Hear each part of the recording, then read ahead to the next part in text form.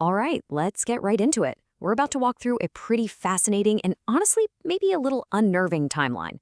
Based on some incredible analysis, we're going to look at how AI is set to completely reshape the manga and anime industry over the next quarter century. So, let's go.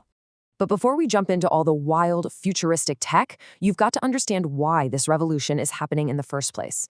And it all starts right here, with this quote. See, this isn't just technology for the sake of it. It's a direct answer to a very, very real human crisis. And this lays out the central conflict perfectly. On one side, you have the human cost of how things are now. Brilliant artists burning out, animators getting paid shockingly little, and these just brutal, inhuman deadlines. But on the other side, well, that's the promise of AI. The idea is that it's a tool that could literally save artists' health by taking over the most soul-crushing tasks, and maybe, just maybe, create a way for creativity to be sustainable. That's the stage for this whole story. So let's get into the first phase of this massive shift, predicted to kick off between 2026 and 2034. And in this era, AI isn't here to replace artists. Not at all. It's here to be the most powerful assistant they have ever had. By 2026, the day-to-day for a manga creator, a mangaka, could look completely different. The artist gets to focus on what really matters, the story, the emotion in the characters, those crucial keyframes. Then the AI steps in to do the grunt work, the real time sinks, getting the inking perfect, applying all the screen tones in an instant, and even generating incredibly complex backgrounds from just a simple description. But, and this is key, the artist always has the final say. Just think, those crazy weekly deadlines, they might actually become human again. And how likely is this first step, you ask? Well, the analysis puts the probability at 95%. Yeah, you heard that right. That is incredibly high. This isn't some far-off sci-fi fantasy. This is seen as an almost dead certain development in the very near future. And the ripple effects from this are just going to spread everywhere. By 2028, you could have legendary voice actors licensing AI clones of their own voice, essentially earning royalties while they sleep. By 2030, imagine a publisher selling you access to an AI that's been trained on, say, Osamu Tezuka's art style, so you can create official what-if stories. And then by 2032, get this, universal AI lip sync. No more bad dubs or subtitles, because the character's lips will move perfectly to match any language in real time. And then we hit the turning point. The big one. The year is 2034, and the prediction is that a manga, written and drawn entirely by an AI, wins a major, prestigious literary award in Japan. This is the moment AI stops being just a tool and becomes a creator in its own right. And you can bet the debate is going to be explosive. Which, of course, brings up a massive, massive question. If an AI can create a work of art that we consider a masterpiece, what does that mean for the role of the human artist?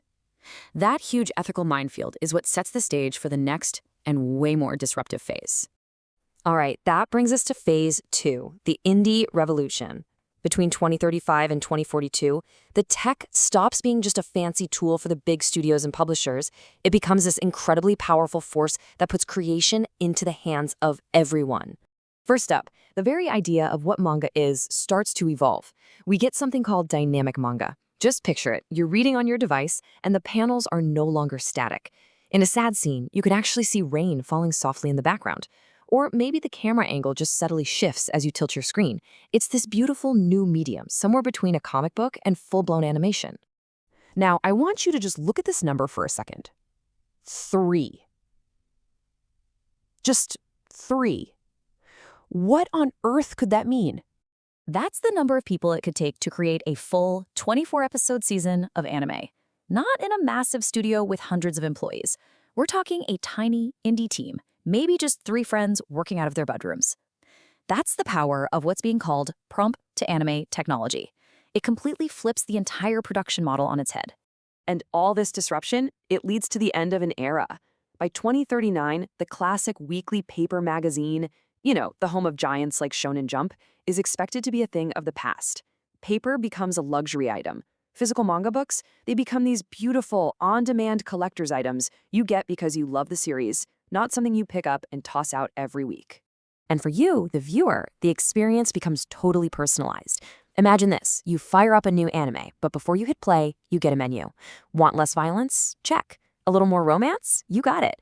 Or how about this one? You can actually ask the AI to generate a brand new filler episode all about your favorite side character. Anime, completely on your terms.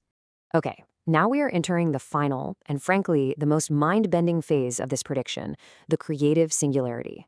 From 2043 to 2051, the lines we draw between the creator, the consumer, and the creation itself, they just start to dissolve into nothing. So the next big leap is full immersion with VR. But we're not just talking about watching something in a headset. Oh no, we are talking about putting on some lightweight glasses and literally stepping inside the black and white panels of the manga. You can physically walk around the characters, frozen in time, and explore the stark, ink-drawn world from the inside out. By 2046, the tools become so simple and so powerful that the barrier to entry is just gone. The only skill you need anymore is a good imagination. A 10-year-old could literally just speak a story idea out loud and have an AI generate a complete, professional-quality manga and then publish it globally, in minutes. Creation becomes as easy as talking. And this gives rise to a really interesting and kind of eerie new concept, the auteur fantôme, the ghost author. This isn't a person with a pen name.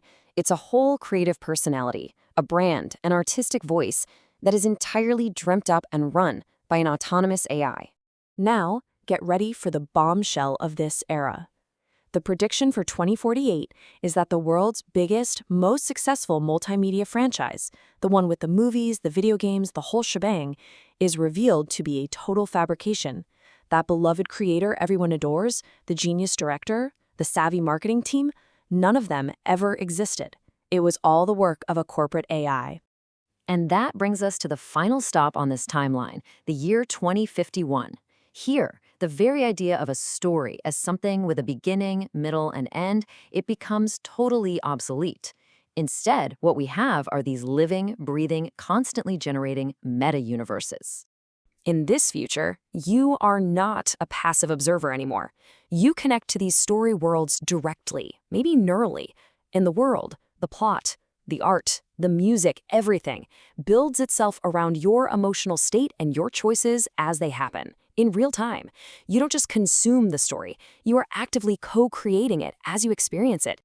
So, after this absolutely wild 25-year journey from a simple AI assistant to a godlike AI creator, we have to stop and ask, what does all of this actually mean?